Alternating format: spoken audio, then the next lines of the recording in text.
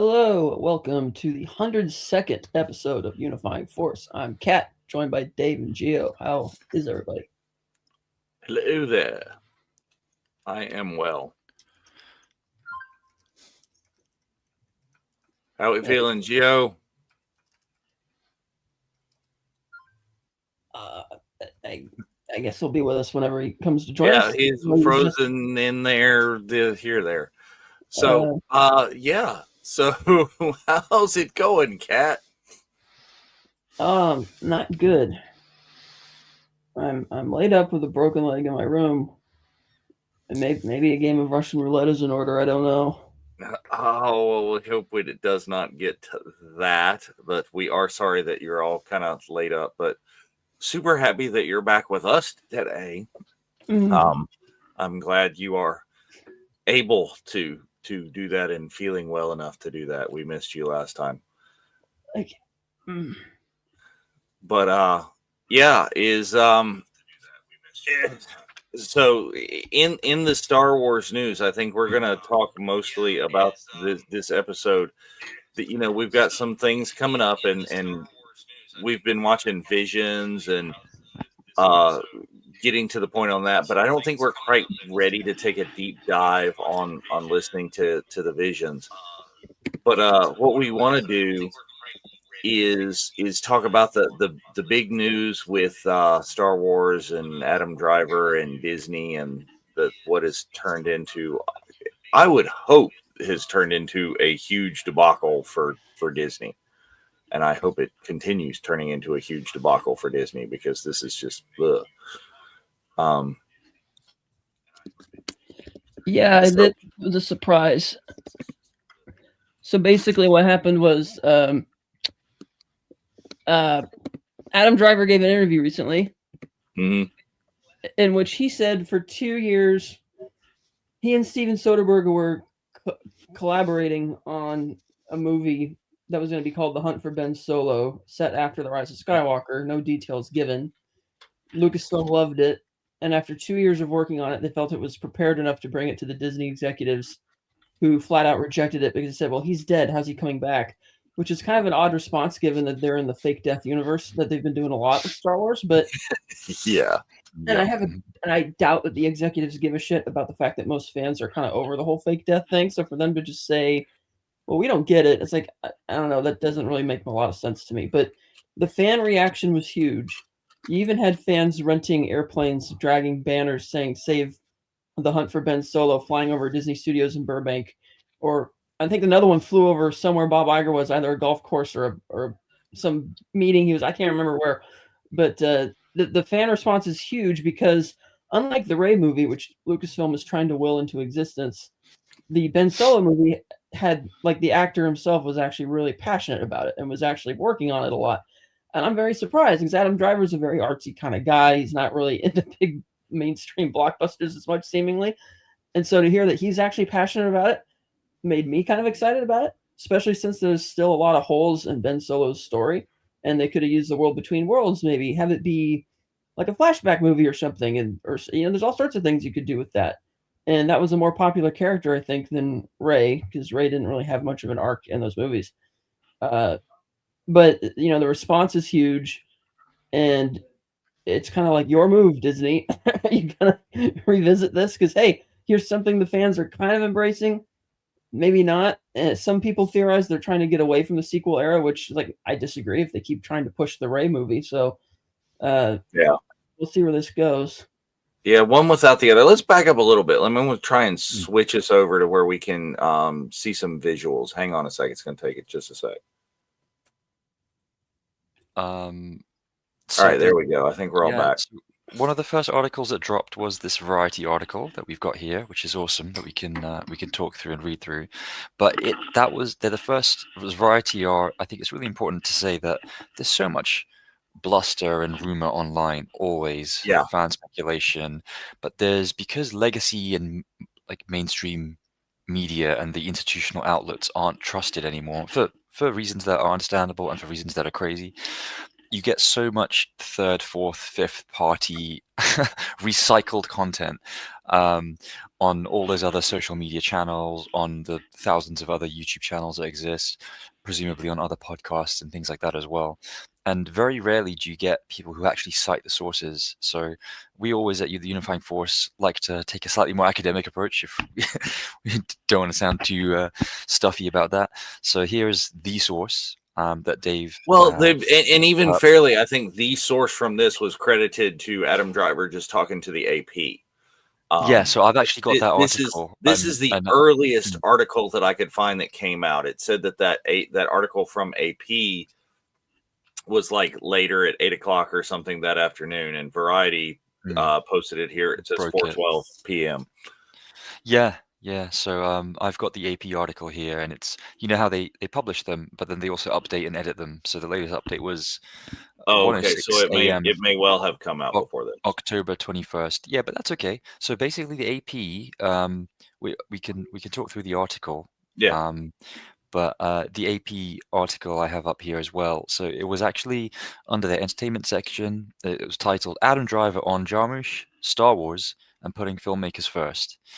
And essentially, it's a kind of article summarizing an interview, a one-on-one with Adam Driver. And he's not just talking about Star Wars, as the title implies. He's talking about film. He's talking about his work. He's talking about what he's doing these days. And it was done in the Brooklyn office. So yeah, do you want to take us through the article, or shall I? You do it. Go ahead. I'm gonna try and flip and see if we can't get together on where we are all on the same article. Maybe. Okay, cool. Oh, except the AP. The AP puts a lot more ads on it than the Variety. Oh, okay. No worries. I'll pinch and zoom. Don't worry about the advertising, guys. We do not endorse any of these random companies that are spamming you on the right-hand side. Only the AP stuff we agree with. So AP is one of the OGs of news. It's a really good, very verified, trusted, reliable source in an age of total disinformation and misinformation. Whether it's entertainment news or current affairs, AP is actually very, very good. So that's what I'll say first. We checked our sources rigorously. And as you can see, yeah, so they met up in the Brooklyn office, and it was Adam Driver's 40th birthday. He was given some photos from Jim Jarmusch, who's one of his close friends and a director they've worked with together. And one of the presents he was given was a photo from his childhood of his son and the Millennium Falcon.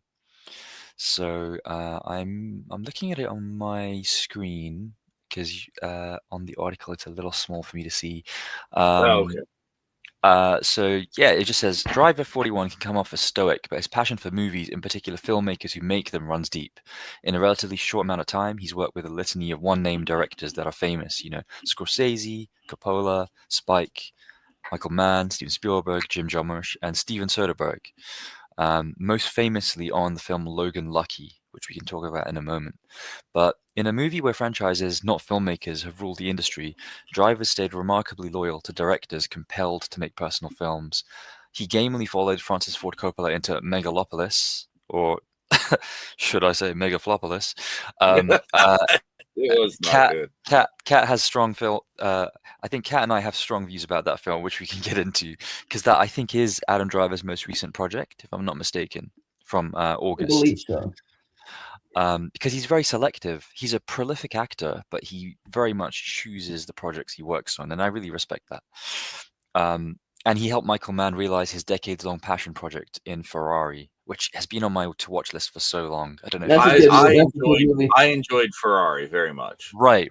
We should definitely talk about that down the line. So this fall, he co-stars in his third Jim Jarmusch collaboration, the Venice Prize-winning film Father, Mother, Sister, Brother. And all Jarmusch needed to do was just ask, and Driver was in, no matter the role. So this was played at the New York Film Festival. Driver met a reporter before leaving to shoot another film with Ron Howard, actually, which is his current project called Alone at Dawn. And it's a meaningful film because Driver actually served. He's a former Marine. He's actually got an incredible TED Talk. So if any of you guys want to throw something on in the background when you're doing your chores, or you want to see something quite inspirational, Adam Driver does an excellent speech. It's about 18 minutes long. You can find it on YouTube, where he talks about his pathway through life and how it's quite unorthodox. Well, And and this is an interesting yeah, thing too, that he's working with Ron Howard right now, who also I have talked to close sources very close to, who wants back into Star Wars too. yeah, there's a trend emerging, isn't there? It's really Yeah. good. It's I'm really heartened by this whole story. I'm frustrated and angry and bitter at the execs canceling it, but the idea that it's not just a premise, that they actually had. It's Soderbergh's wife, Julia. I don't remember her Mhm. surname, but she wrote the script for Logan Lucky, which was their Yeah. last collaboration. So she's a renowned screenwriter, obviously Soderbergh too, and they had another person who worked on Contagion and wrote the story for that, which is another Steven Soderbergh, very hard-hitting and very prescient film. Now that we've lived and still are living with COVID in the world, Contagion's an excellent film and it's very well researched and frighteningly accurate. But yeah, as Driver says, he loves working with these filmmakers so much because it's all about character and story, and there are few people, few and far between, that make films that feel like they're directed by a singular person. And he feels that Jim Jarmusch, Steven Soderbergh, Ron Howard are these filmmakers. But in a lengthy conversation that touched on Driver's concerns about current Hollywood trends, he revealed that he and Soderbergh spent 2 years developing a Star Wars film that was ultimately nixed by the Walt Disney Company. Ow. 2 years. I don't understand here the entire point that, I mean, I get, right? I get possibly Disney's nervousness about Soderbergh, okay? Because he's an amazing filmmaker and did so much stuff years ago, early in his career. But lately, he's been very much just kind of executive producing, and he's been doing stuff that's a lot more documentary based, from what I know of. Hmm. But the when idea, yeah, sorry.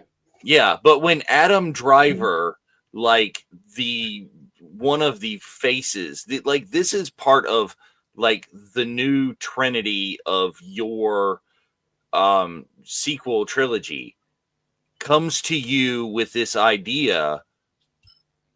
Hello. I mean, he's another one of those like bad guys who kind of steal the show of it. Is Yeah. Kylo Ren was like the touchstone of this trilogy. Yeah. And Well, we come with a way to bring him back, and you're like, I doubt that they didn't know he was working with Soderbergh for 2 years, because Lucasfilm would presumably have to update Disney on what they're doing, on what projects they have in the pipeline, on what's going on. Yeah.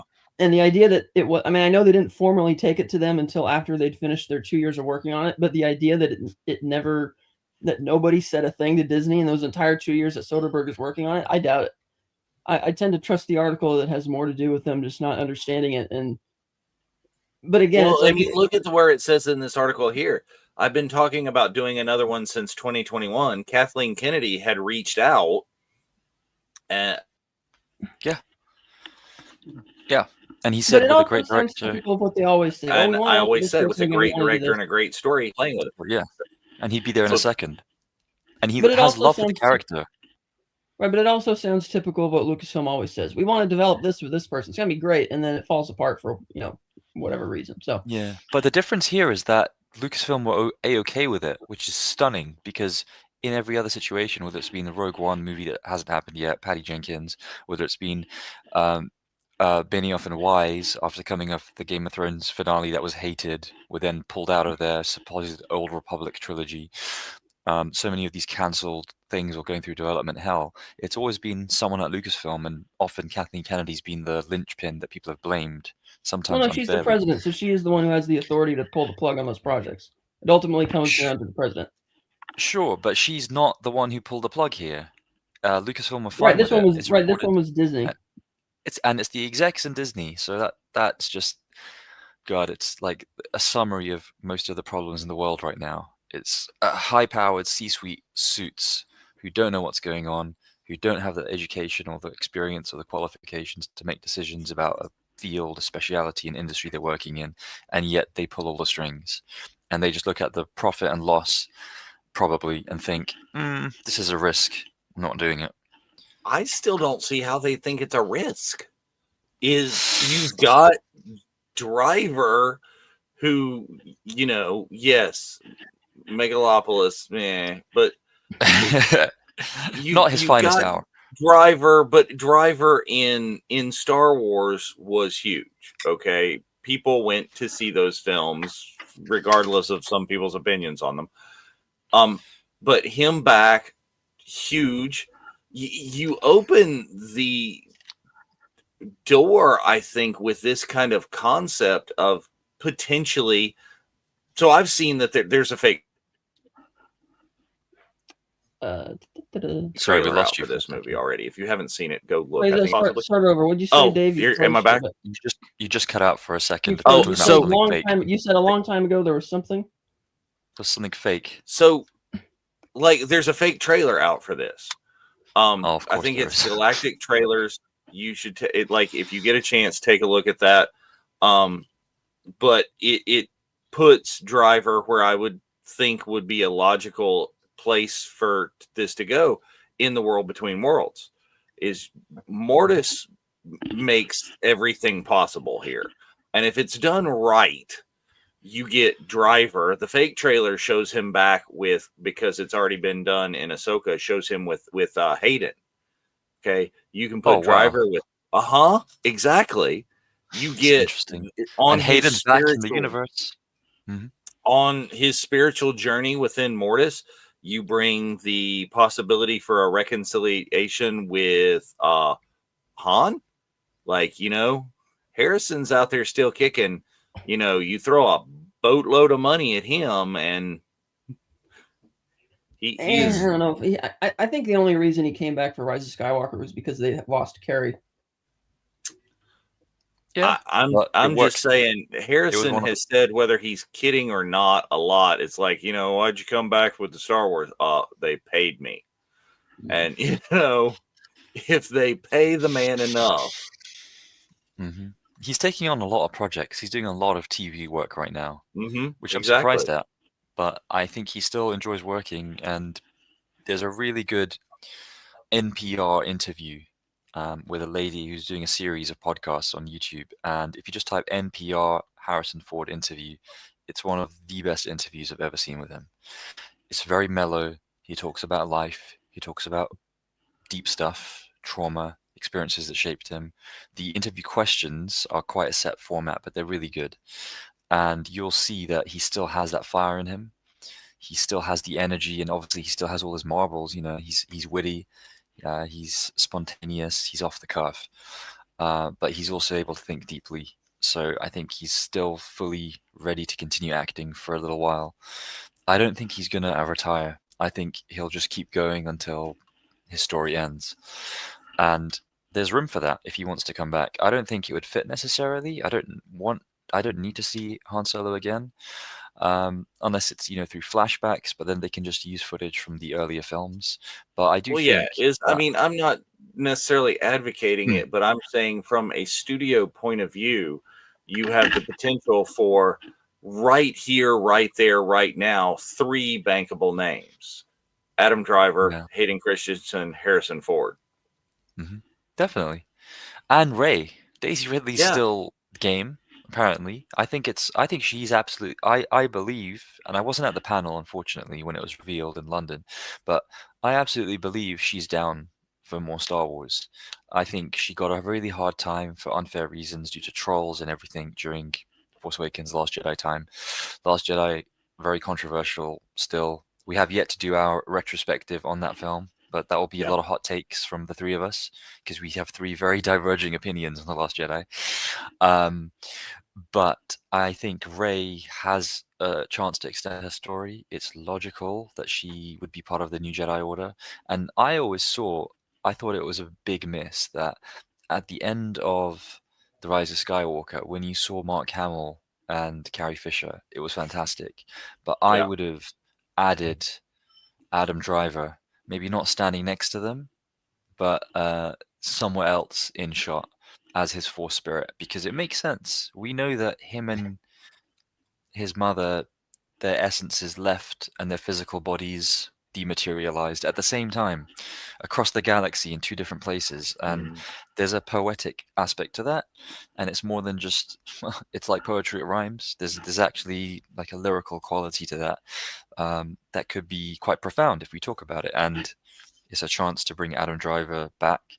And I think the fact that they spent 2 years, I still cannot believe that, because the production timeline for The Force Awakens and The Last Jedi was 18 months. Right. You know, Disney had that window of the sequel trilogy would be every 2 years and a Star Wars film every year, which would alternate between Rogue One, Solo, A Star Wars Story, and so on. The fact that they spent 2 years on this, and I really do believe Adam Driver and Steven Soderbergh when they say this. I trust that. And the fact that, the article, the AP article, it talks about Ren's redemption and apparent death, but Driver had come to the trilogy in mind with the idea, and I don't know if this was his idea or J.J. Abrams. I don't really think J.J. Abrams had much idea, but the article says Driver undertook the trilogy with the arc in mind for Kylo Ren that inverted the Darth Vader journey. So as the trilogy evolved, obviously because of conflicting writers and directors who don't talk to each other and no direction, it didn't play out that way. But Driver felt there's unfinished business for Kylo Ren specifically, or as he was known before turning to the dark side, Ben Solo. Well, So if you Soderbergh look in the fake trailer is one of the first things that you get. I'm serious. I love this fake trailer. I mean, I bought it. I mean, it wasn't like an amazing. It wasn't even one of those that like would really fool you into believing it was a real trailer. But it was it was like a brainstorm someone put together. Well, right? there's some things that are obviously AI, like they made Adam Driver's mouth move and we're not going to entertain that AI fake trailer bullshit on the network. Well, but this isn't no. This is not a fully AI fake trailer. I don't think like you see this appears that there was an actual person behind it, but used AI in some very specific ways to do specific things. Like they were using footage that exists and just like mouth moving or whatever, but a lot of it was they used the Hayden footage from Mortis and this and that, and they're just sitting there like it's like, what happened? Why am I here? It's like, what? Well, I gave my life force for her, and it was like almost like the trope of the selfless act, because it was a selfless act. That's why you gave yourself. You have an opportunity. The force can let you go back. It's like, I mean, yeah, there are many. I think well, let's look at the good parts of this. It's like I said, I like to think of it as a concept. It's just some person behind a computer somewhere has put together their footage, used AI tools. Hopefully, it doesn't look too much like AI slop. But I'm with Catherine. We're not endorsing any fake trailers here. No. But like the concept, I think, has given you some ideas to think about, Dave, which I think is important because there are many ideas that could come about from this. There are many ways you could have done it. We mentioned the World Between Worlds. Fantastic. Well, and if they worked on it for 2 years, Soderbergh and Driver have a plan.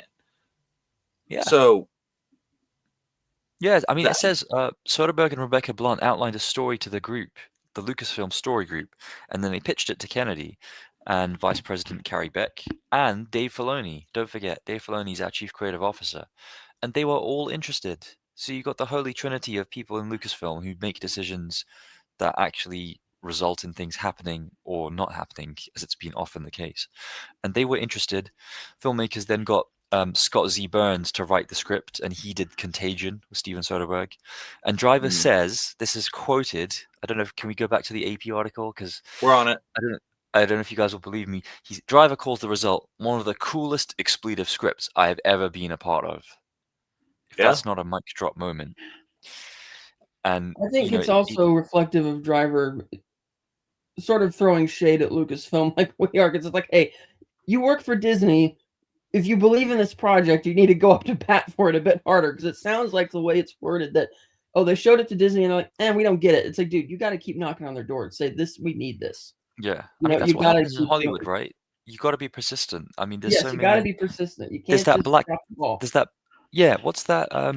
Is it the Blacklist? Every year, there's like dozens of scripts that people are considering, but still, whoever's written them, whoever's presenting them, Yeah, they're whoever's managing supposedly like the best scripts that just haven't been produced, and it's been around for a long time, but it's really great. And it's a Yeah. website you can go to look at them and everything. Oh, I didn't realize they're available. That's really cool. I wonder if we'll see this Well, not script always to read at the some scripts, point. but to be aware of what the projects are and that kind of thing. Yeah, it's a great idea. It must give you tons of insight. So Driver goes on to say, we presented the script to Lucasfilm. They loved the idea. They totally understood our angle and why we were doing it. We took it then to Bob Iger and Alan Bergman, and they said no. They didn't see how Ben Solo was alive, and that was that. And Adam Driver adds, it was called The Hunt for Ben Solo. Obviously, that's a working title. I don't think it's a very good title.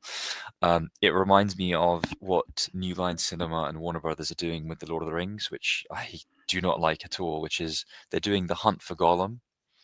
Yeah, which is like we really need that movie of all things of them to do for the IP. God, It's like, you know really? what? Make that an anime spin-off, the way they did with the War of the Rohirrim Right. film, right? Make that like a little art project that brings some new kids in, maybe some East Asian audiences, widens the scope I of wonder. I think Hunt for Ben Solo probably would have been the title because this is the same studio which thought The Mandalorian and Grogu was a good title, which it's not. yeah, maybe. Also But true. they've put Grogu in there purely for the engagement, for the clicks, to Well, bring it's to people sell. It's to sell tickets. Yeah. It's a marketing ploy. It's absolutely That's why it's I've been advertising critical and marketing. that's why I've been very critical that the only movie they can get off the ground is an extension of a TV show, and by even more extension, just to throw Grogu there for, oh, look how cute this is. Come see our movie. It's like, come on, guys. Yeah. And you know what? I still would have preferred season 4 of The Mandalorian to a standalone film. I'll be honest. I would have liked to have seen another season. Yeah. But yeah, so it was called A Hunt for Ben Solo, and it was really cool, Ads Driver. But it is no more, so at least I can finally talk about it. And Soderbergh released a statement saying, I really enjoyed making the movie in my head. I'm just sorry the fans won't get to see it. And then the AP requested comments from Disney and Lucasfilm, and their representatives declined. And the article goes on to say it's been a period of transition, which I guess is a very nice way of describing it, for the feature film operations of Star Wars. Kennedy, longtime Lucasfilm president, is expected to step down by the end of 2025. I had actually forgotten that. I wonder if that will happen because, we're a month away. After a feature film lull, numerous projects are in various stages of development or production, including Jon Favreau's The Mandalorian and Grogu. I was going to add, actually, Kat, the one project I have hope for is Sean Levi's Starfighter with Ryan Gosling. And then the rumored, but we've seen no evidence yet, of the film directed by Sharmeen Obaid-Chinoy, featuring Daisy Ridley returning as Rey, the new Jedi Order film. And the one that I hope happens, but I'm in high doubts now, is James Mangold's directed movie about the origins of the Jedi. Yeah. And then finally, a new saga helmed by Simon Kinberg, which I think is a trilogy. I don't know what's going on with that. I don't even know which era that's meant to have been set in. I have not heard anything since it was released as a press thing from Lucasfilm that Simon Kinberg, who's had some hits and some huge misses, is going to be in charge of the saga. But at least if they do another trilogy somewhere, doesn't have to be close to the Skywalker anything. If you have one man in charge, or one woman, a single person in charge, at least creatively, bodes well for a trilogy compared to what we had happen. And then, the article basically, in the Star Wars side of things, it says that for Driver, who starred in Soderbergh's 27 heist comedy Logan Lucky, which I really recommend people watching. It's on Prime, and it was on Netflix. I saw it maybe 6 months ago. Driver found the decision mystifying. Who wouldn't want to see a Soderbergh-directed Star Wars film? We wanted to be judicial about how to spend money and be economical with it, and do it for less than most, but in the same spirit of what those movies are, which is handmade and character-driven, Driver says. Empire Strikes Back being, in my opinion, the standard of what those movies were. But he is, to me, one of my favorite directors of all time. He lives his code, lives his ethics, and doesn't compromise. So, what do we think, guys? I think that Lucasfilm gave up on it. They took it to him once, and then rather than sitting him down and explaining to the president, hey, this is how he can come back. Plus, it's like when they say we don't know how he can come back, that tells you they're not paying attention to current Star Wars storytelling and how the world between worlds works and how they brought Maul back, all this kind of stuff. It's like I never think Bob Iger cared about that easily have stuff. somebody explain this to them, and they say, hey, we have a great director in Steven Soderbergh. You got a great script, and you have everybody's passionate about let's do this. And it doesn't sound like it almost sounds like they asked him once and then they just gave up on it. I'm like, really? And again, it goes back to the problems with the current era of Lucasfilm Disney with what they're doing with these properties. It's like, guys, come on. You finally have a great idea, a really great idea, but we're not going to pursue it because reasons. Yeah. This like one even is Ryan even Johnson, more... it's become a running joke now where he's like, oh yeah, the trilogy that they were going to let me do. I don't know what's going on with that. Yeah, and isn't there the Taika Waititi film hasn't officially been cancelled? Oh, he hasn't even started writing it, I don't think. Yeah. So what we've got: theoretical Ryan Johnson trilogy, theoretical Simon Kinberg trilogy, theoretical Taika Waititi film. We've got confirmed theoretical, I will say, the Charmin Obid film with Daisy Ridley, New Jedi And I Order. hope that one falls apart, actually. I don't understand the logic. I mean, I know why they picked somebody who's never made a feature film before, who makes documentaries, but it's like, no. You need, if Why you're do you think they picked her?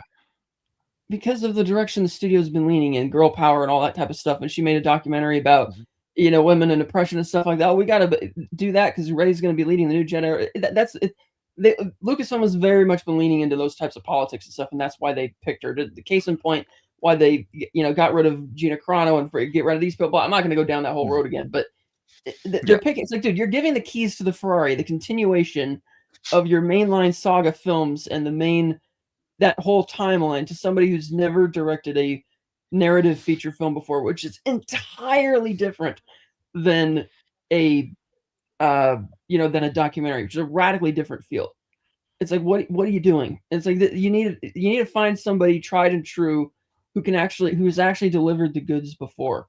You need somebody, because you need a win right now. And it's like, and you look at all the great names they've gone through of these canceled projects, and now you're going to settle on a doc. It's like, what is this? And even then, they've announced that a couple years ago, and there's still no traction on it. It's like, what's going on? It's like, it's a mess. Which one? Which one are you specifically talking about? Which project? The Daisy Ridley one. Yeah. And it's like I think it's great. Yeah. I mean, I thought they were holding back Adam Driver. I thought they thought Daisy Ridley first, and I imagined if there is a New Jedi Order film, Adam Driver should definitely be part of it, because I think my reading on the end of The Rise of Skywalker, and I know a lot of people cringed. I don't know about you guys, when you watched it first or second, if you guys went back the second time. I watched it twice or three times because I thought it was the last Star Wars we'll be getting for years. And I was right. And it's not just because of COVID, it's because of all the other stuff you described, the politics, the drama, the cancellations, the terrible direction by the studio and the execs as well, being really showing us how useless execs really are. Sorry for any a lot CEOs of these shows watching. don't need to cost hundreds of millions of dollars, but now Tony Gilroy says that they're not going to throw that kind of money at it anymore. And it's like, well, in truth, you don't really need like 300 million or 400 million. Like the Acolyte was clearly a people joke that it's a money laundering scheme, but it's not. It's almost kind of plausible because it's like, I'm not seeing the money on screen. It's like there's too much CG. There's too much. Like where did all the money go for this thing? And speaking of the Acolyte, did you hear about? Well, right there, it's and Sherry's commenting too. There's so many accomplished women directors who could then be that's what I'm saying. Well, I'm waiting for Catherine Bigelow. I want a Catherine Bigelow Star Wars film. Well, you've got others that are already in Star Wars. Is Bryce Dallas Howard has done the greatest episodes of The Mandalorian and of Skeleton Crew. I don't know that she wants or would be ready for it, but why is there not like an offer? It's like, oh, hey, you've done amazing. What I'm saying, because I mean, granted, the person they picked, she's a great documentarian. If you haven't seen her documentary film, it's about the gender politics in Pakistan and how really oppressive it is over there. But I was like, okay, that's great. But why did you pick somebody who's, and she admittedly says she doesn't really know much about Star Wars, doesn't really know. It's like, well, then what are you doing?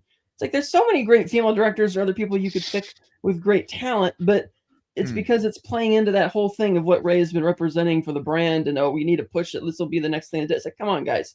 Do you think Kathleen Kennedy still, sorry to cut you, sorry, continue. Yeah. But that's what I'm saying. It's just, it's just gotta, come on. There's a lot of great names out there of people that what did Poe say? You need to light the spark that'll ignite the fire that'll burn the fire. We need to light the spark that'll ignite the fire that'll bring Star Wars back and bring the fan base back together. And speaking of that specific quote, you know that quote was essentially pulled from the Old Republic Star Wars project. So if you guys haven't seen already, or any gamers out there, you'll know what I'm talking about. The Old Republic was the MMORPG that still exists, and there's still some quite a bit of engagement online for it, especially along with Battlefront 2 and Andor putting Star Wars out there again in the zeitgeist, in the meta. Star Wars games have had a resurgence in play online, and you can track all those metrics through things like Steam. But the Old Republic is a fantastic, fertile, incredible ground for narrative storytelling and for great character work. There are so many incredible characters and storylines in that.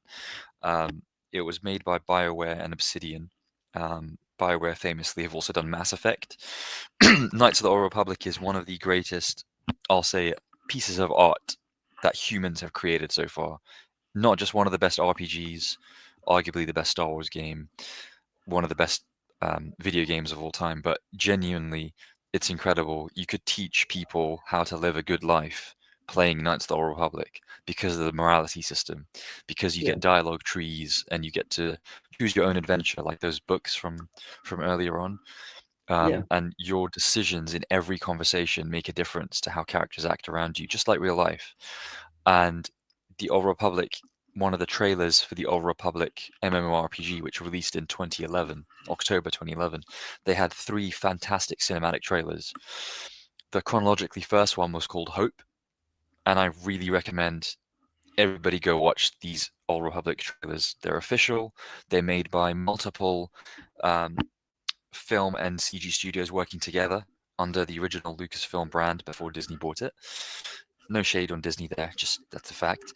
And I'm glad Disney haven't cancelled this project because it's excellent. And that specific line about lighting the spark and the fire and so on, and the hopefulness from it, Oscar Isaac delivers it fantastically. And another shout out for an amazing character performance in the sequel trilogy, because we give so much shade to the sequel trilogy for obvious reasons, but the actors really went in, and I think they all nailed what they were given, and we had incredible people picked. I had to warm up to Daisy Ridley because I wasn't a big fan in The Force Awakens, but that was because of how she was written, as well as some of the performance things I had an issue with. But Oscar Isaac's incredible, and I'm glad J.J. Abrams or whoever wrote The Rise of Skywalker used that reference to the Old Republic, because we need more of that kind of storytelling. And we've mentioned the James Mangold film, which could easily be an Old Republic. That quote came from Last Jedi, actually. Sorry, Last Jedi, yeah. So that would have been Ram Bergman and Ryan Johnson who would have written it. And I think Ryan Johnson's been on record as a huge KOTOR, Knights of the Old Republic and the Old Republic era fan. And it shows. And there's a lot of imagery in The Last Jedi which reflects specifically parts of Knights of the Republic. And you could argue that Daisy Ridley's outfit and attire and just whole vibe in The Last Jedi is essentially an homage to Bastila Shan, which is the main female protagonist in Knights of the Old Republic.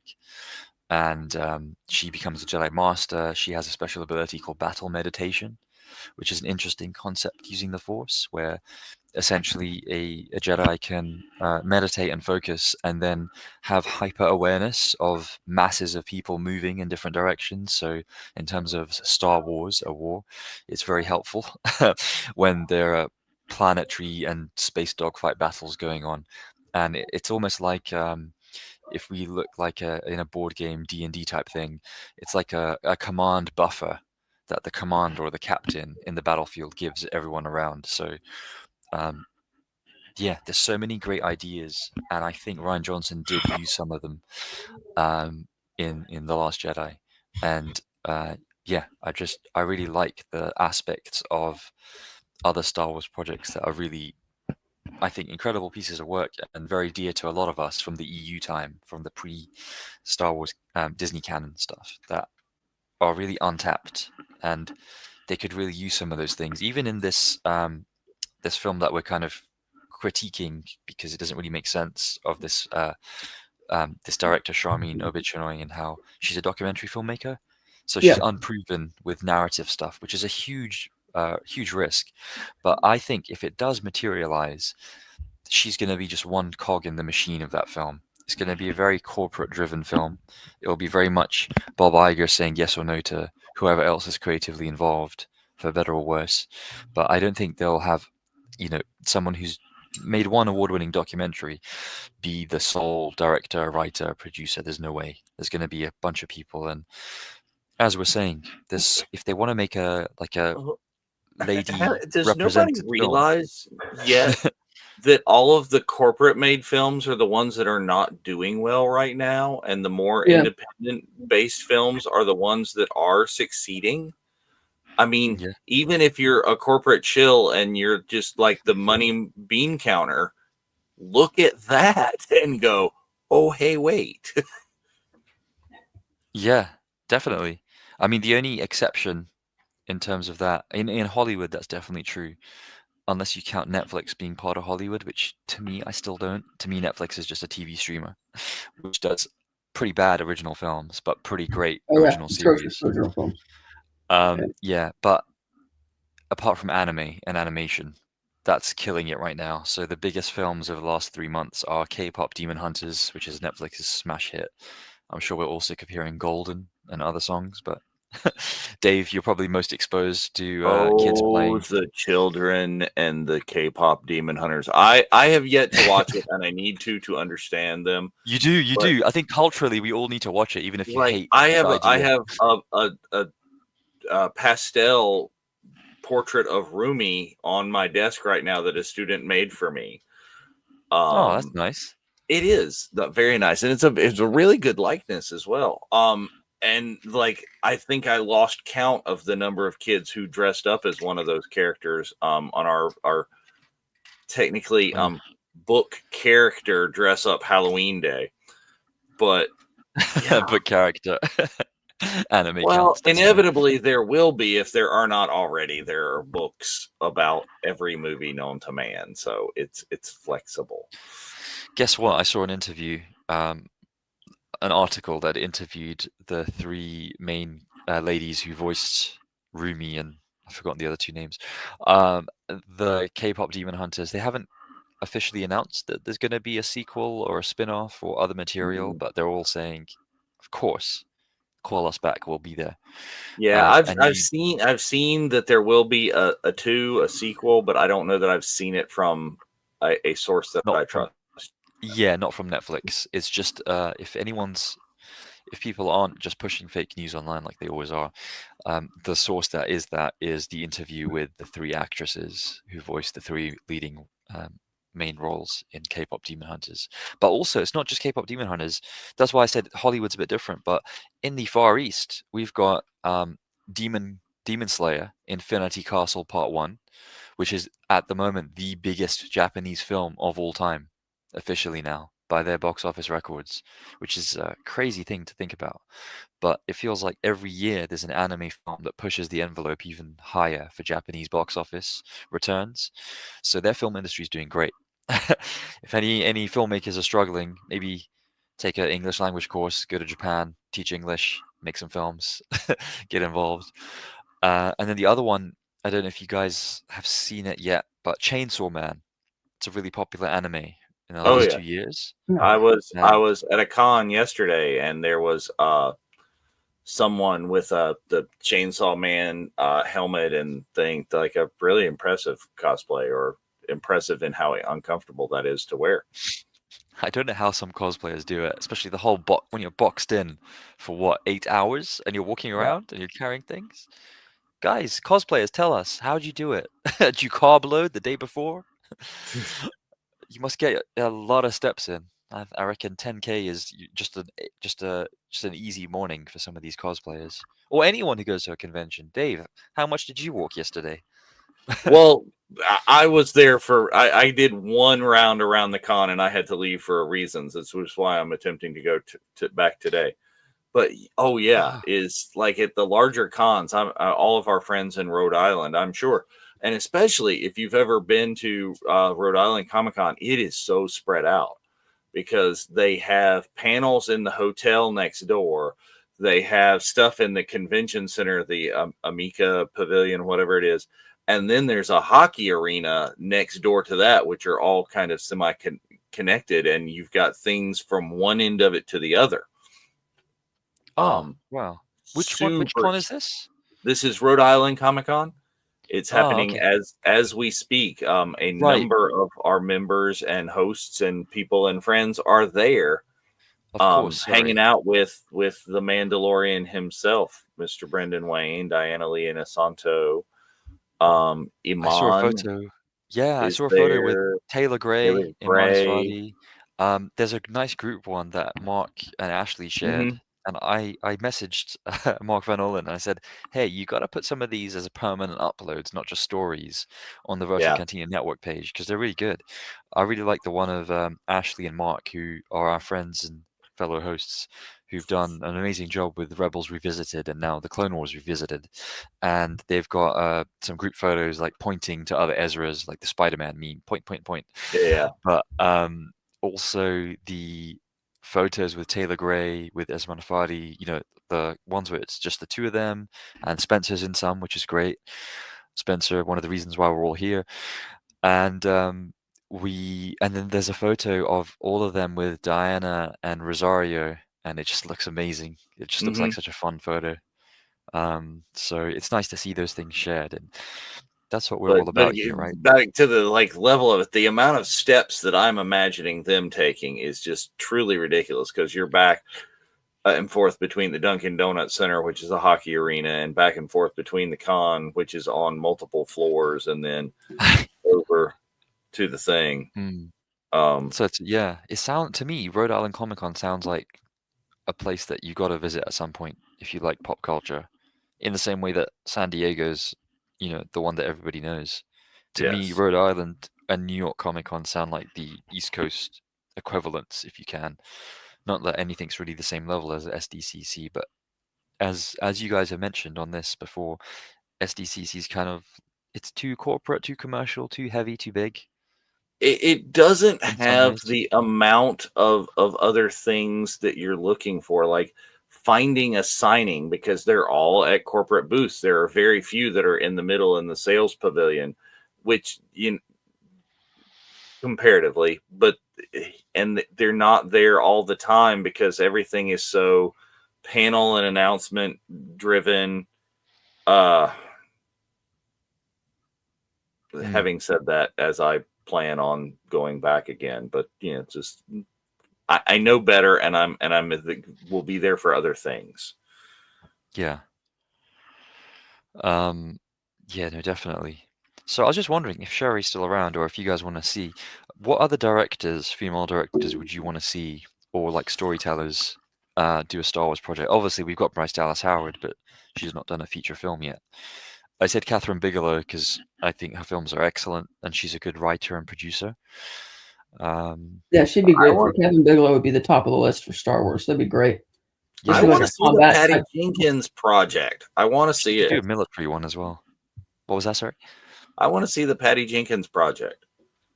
Oh, for sure. Yeah, that's another thing that Lucasfilm got all chicken shit over and canceled. So new leadership is needed. I'm putting a vote of no confidence. Yeah. Well, I mean, they've officially said that Kathleen Kennedy's term is up. Yeah, they say that, but whatever. She's going to invoke a Supreme Chancellor type situation. Emergency powers. She's going to muster a clone army to support her office in Lucasfilm. I think you would have to go to a very different kind of a project to get a Sofia Coppola. I don't know what that is. No, quite I don't think it's that she would do a good job at a mainline Star Wars film, but if there was a very specific story one, you know what I mean? Yeah, a kind of mid-budget or indie level type thing, like one of the solo Star Wars stories, but like an offshoot, a thing that was more in her style of direction. Yeah. That's why I say, although A24 is now huge and their films have big budgets too, because they've had such a good track record for the last 7 or 8 years. But I think director of the Kenobi series. Oh yeah, Deborah Chow. Deborah Chow. Okay. Yeah. That was a show again that had the issue where they had way too many writers on it, and one of the writers openly bragged like a badge of honor that he had never seen Revenge of the Sith and didn't bother watching it when he wrote it. I'm like, oh, that no wonder the show's trespassed. But it's like again, you're picking people who aren't qualified, and you're not giving them tasks to understand the projects they're working on. That's you know, Or, That's a huge and as issue. we talk about all the time, there's way too much just full on responsibility for everything put on the director, as opposed to having a competent director who is given a story from an amazing writer, and Right. all one has to do is interpret this. You should not be writing the film. You are a director. Direct. Yeah. Right, which makes the selection for the Ray director even more perplexing, because it's somebody who openly says they don't really know much about Star Wars, who hasn't directed feature films either. So, but then again, I'm skeptical as to whether or not that movie's going to happen. I mean, they keep because it seems to me that even though Lucasfilm keeps pushing it, if they really wanted it, they would be able to get it off the ground a lot faster. Yeah, and I mean, Daisy keeps coming out and saying that she's excited about it, and I mean, if your star is, then do I mean, something. she says that, but I don't feel as much passion from her as I did from this lengthy statement by Adam Driver in this interview. Oh well, no, That's entirely true. not. This entire interview with Adam Driver, the fact that it wasn't about Star Wars and he just happened to be, Right. oh, it's been cancelled, so I can talk about it freely. Let me give you 3 paragraphs worth of great quotes proving my passion and drive. Yeah, and also it makes, like you're saying, Kat, there's the contrast between the Rey film and the Ren film. It makes it even more stunning that they've cancelled the Ben Solo film, the Kylo Ren film, because they had a writer, they had a director, and they had a second writer, and they had people work on it. And again, 2 years, guys. A lot can happen in 2 years. And to spend 2 years on a film that hasn't actually started shooting principal photography, it's very rare nowadays. But I'm glad to hear people do invest that time and spend that long on things. I just wish we'd see it materialize generally amongst film, but especially with Star Wars. It'd be so cool. And I always thought at the end of The Rise of Skywalker, they'll bring Adam Driver back. I was a firm believer of that. To me, the idea of Force healing being introduced in the main saga after we saw Grogu do it in the Mandalorian show, I thought it was risky. But then the idea of transferring one's life essence or Force essence, it does make sense. And we can talk about that maybe in a future episode about what and that that's means. what kind of justifies her calling herself a Skywalker now, because technically she does have the Skywalker life force within her. Exactly. Yeah, exactly. That's exactly what I was going to say. And to me, you know what I would have done? I would have said Jane Campion as well. I was going to say Jane Chloe Campion, Zhao. Yeah, Jane Campion definitely, but that would be like a Sofia Coppola, very character-driven, slower burn, maybe a Western. Which actually kind of... I don't know. I thought that last one she did was really overrated. The Power of the Dog. Yeah, that was. Oh god, I thought that was awful. I'm sorry. It's okay. I haven't seen it yet, but I've heard very extreme views. People either seem to, it's like a Marmite thing. People love it or people absolutely hate it. Yeah.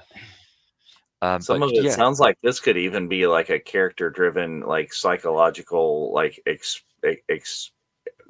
exploration. The film we're currently talking about, The Hunt for Ben Solo. It's like, oh, it's all sitting. It's like everybody's in the world between worlds, sitting in little chairs, talking about their life. It's everyone who didn't make the Jedi Council having their spiritual Jedi Council in the afterlife. Yeah, I think I was going to say Chloe Zhao as well. Thank you, Sherry, for bringing her up. Because I think Eternals was an interesting film, but ultimately a swing and a miss.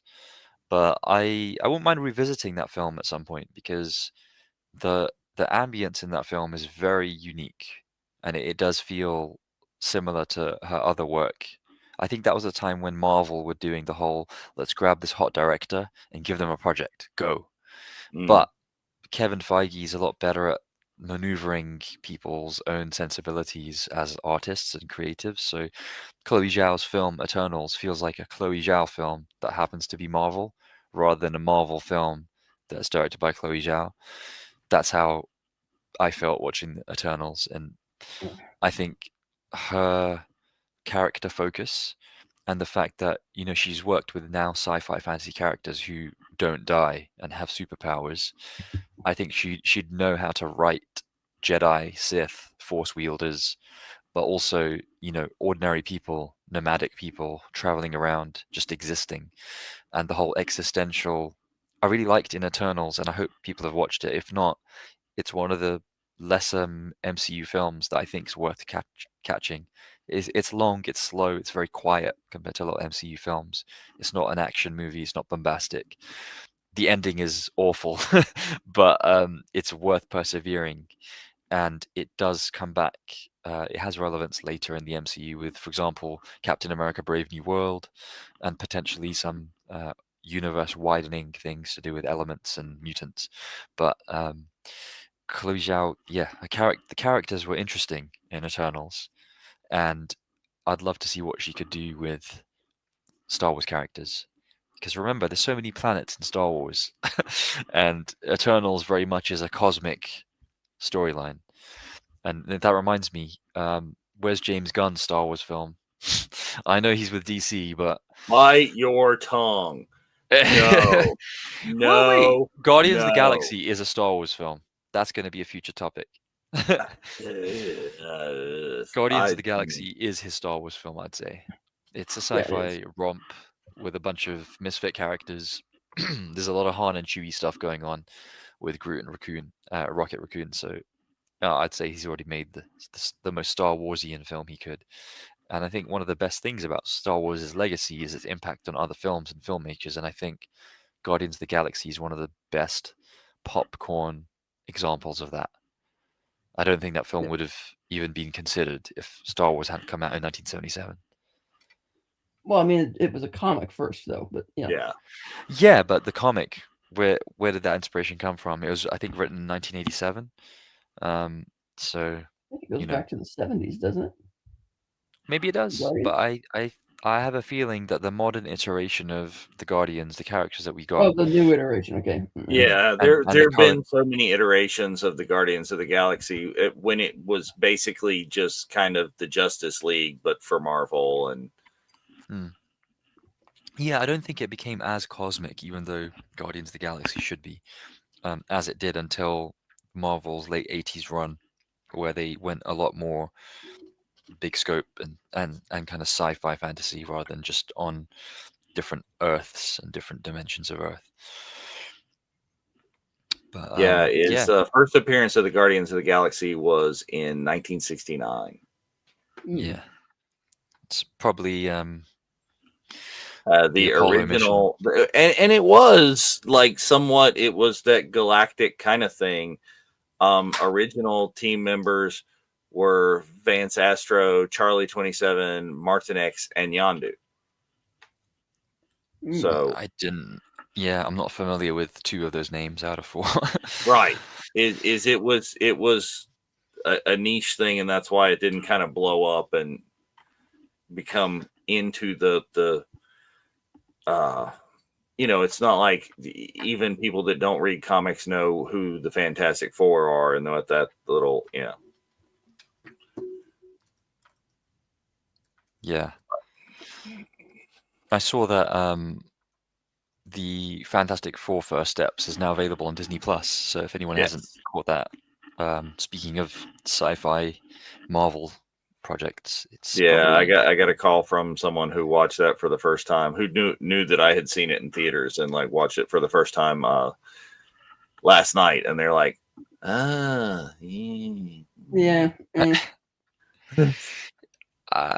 I think it was okay. I think well, I think that was the discussion, is the okay, but we digress. That's a whole other show. Yeah, we could do a summer movie, as we should. We've talked about it. We should like the review of the summer movies, and and see how close it is to our preview and what we thought. Mm-hmm. We won't talk about Superman 2025 for an hour and a half, though. We will not do that again. We've aired that episode a second time, haven't we? So there's a lot of Superman 2025 talk on the network. But one thing I want to mention, just as we are wrapping up, is Collider dropped an article just an hour 56 minutes before we went live about Ryan Johnson's opinions about the Adam Driver movie, which I think is quite interesting. And it comes from an interview again. Right, so Ryan Johnson gave an interview in the press build-up for Wake Up Dead Man, the new Knives Out mystery, which in theory makes Knives Out a trilogy of films, which again begs the question: Ryan Johnson, where's your Star Wars trilogy? What's going on?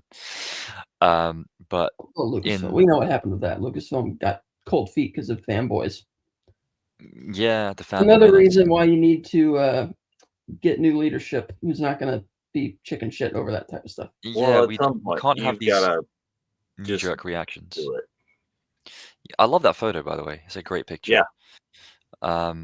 And yeah, so The Hunt for Ben Solo, the proposed sequel follow-up, it's still a hot topic, as we mentioned, as Kat mentioned. There's big movement to petition and advocate and voice support for this film.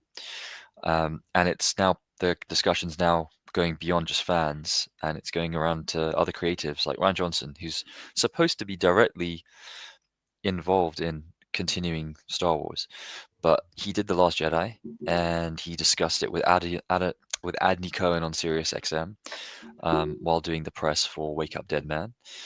And the article summarizes the story, and the key takeaway is, what do we know about The Hunt for Ben Solo? Ryan Johnson makes it clear he'd love to see the project come to fruition. In bold, he says, "I want to see Adam in another Star Wars movie." Yeah. And I think him and Adam Driver are probably quite close, because Ryan Johnson seems like a very much an actor's director. If anyone hasn't seen, whatever you think of The Last Jedi, the behind the scenes stuff that Star Wars makes is amazing. And it is on Disney Plus. It's called The Director and the Jedi. It's a feature-length documentary behind the scenes of The Last Jedi.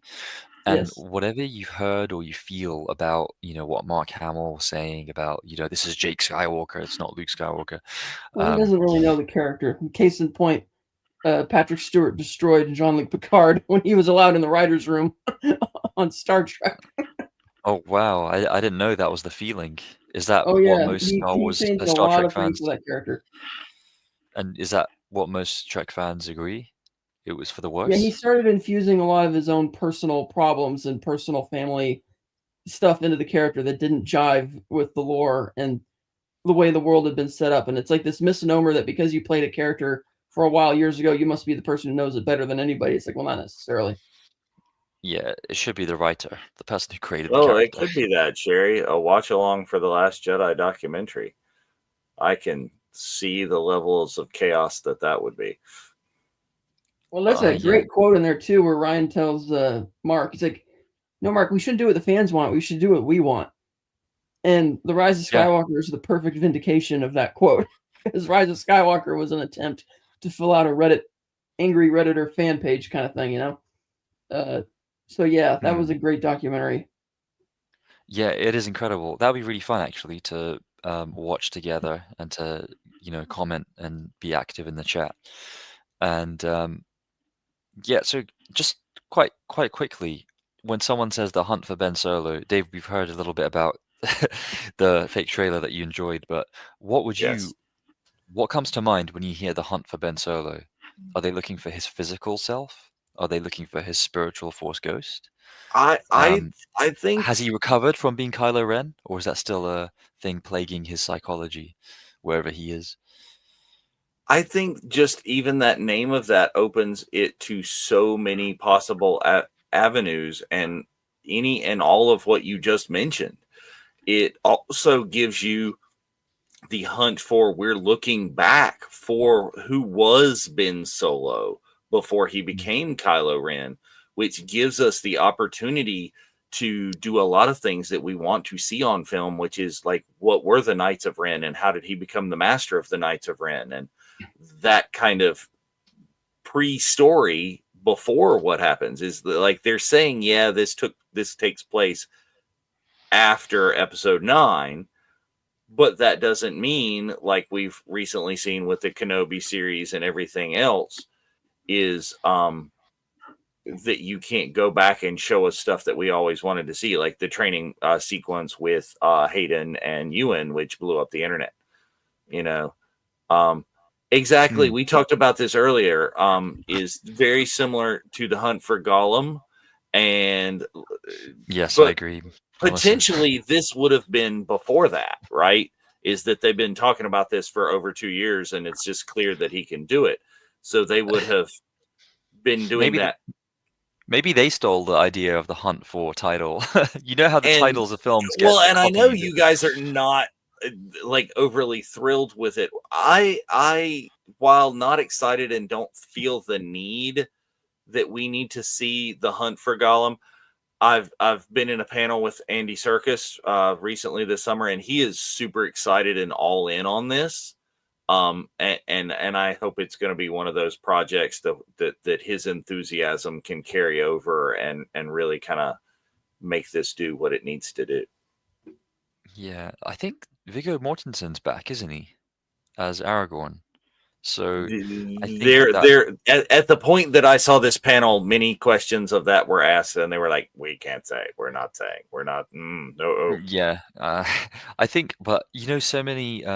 Probably from the idea of the hunt for Gollum, and probably the hype that New Line Cinemas and Warner Brothers have tried to put out there. I think they have. There's so many articles that have been resurfacing about Viggo Mortensen and how, even though he gave one of the best performances in any modern blockbuster for Aragorn, and the development of the character was amazing. It was written really well by Tolkien, but obviously Peter Jackson adapted it so well as well, made it such a convincing portrayal. The Fellowship of the Ring is my favorite film adaptation, full stop. And we were actually talking earlier in the week about 7 perfect films.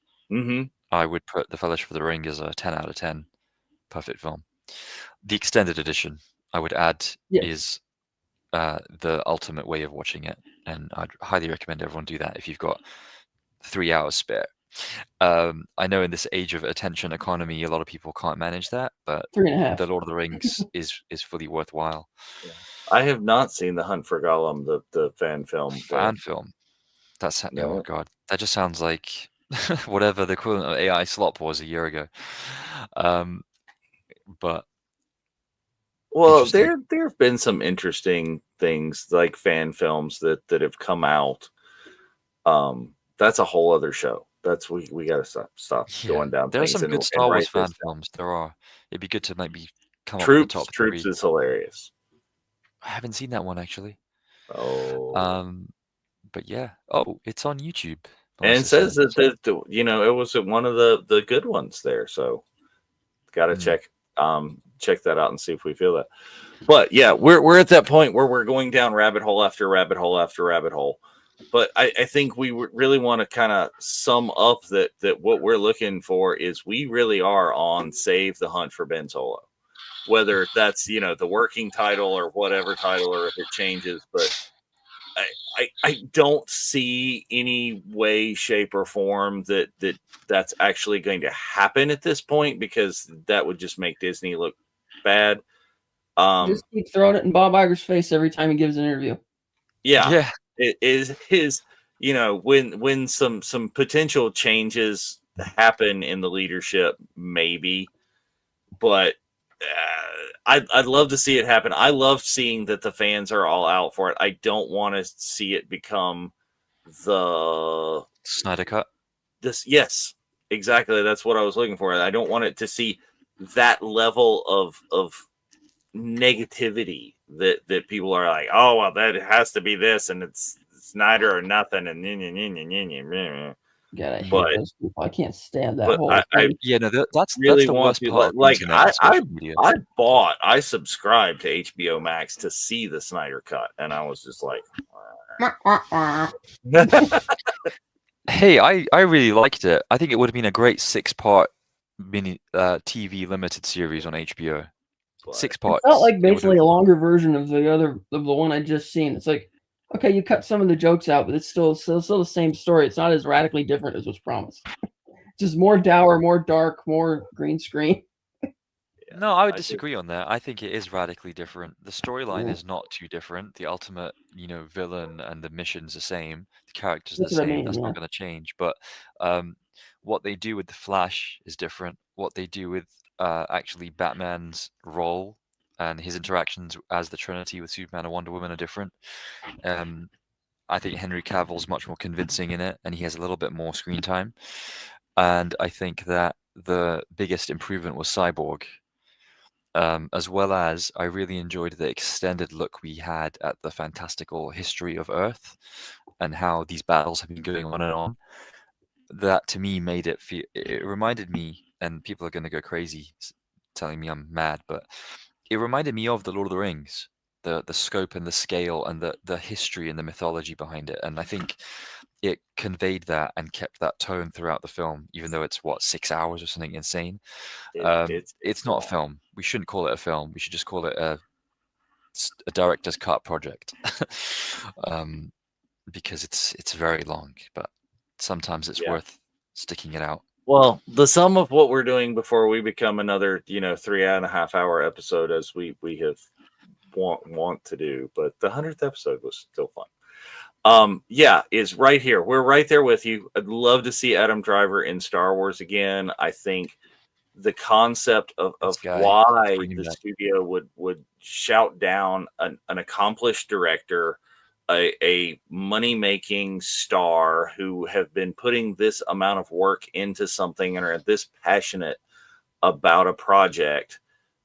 Why is this is the kind of Star Wars is so much more of Star Wars when it is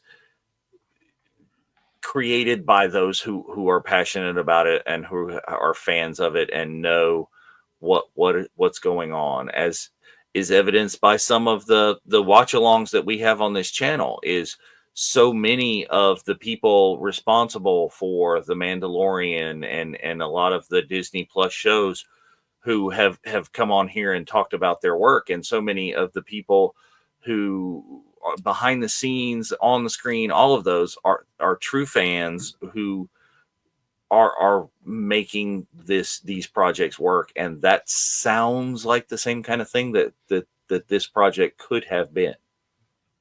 It really does. I don't think I've come across a press release where somebody has been this passionate about a project. Full stop. Not Yeah. even one that was cancelled. Yeah. And the fact that he organically brought it up, he had no incentive, Yeah. for his personal image, his career, his brand, monetarily, financially, nothing. Maybe just the fact that he's friends with Steven Soderbergh, and I think that's the big takeaway.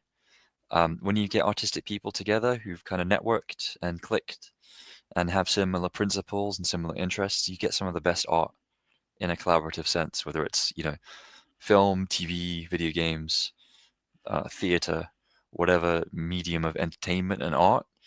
If it isn't the work of a solo creative, like a novel is just one author, usually, then you get some of the best projects. And it's a shame that this project has been canned, but I'm going to say 5% hope that we might see something along these lines a little bit down the road.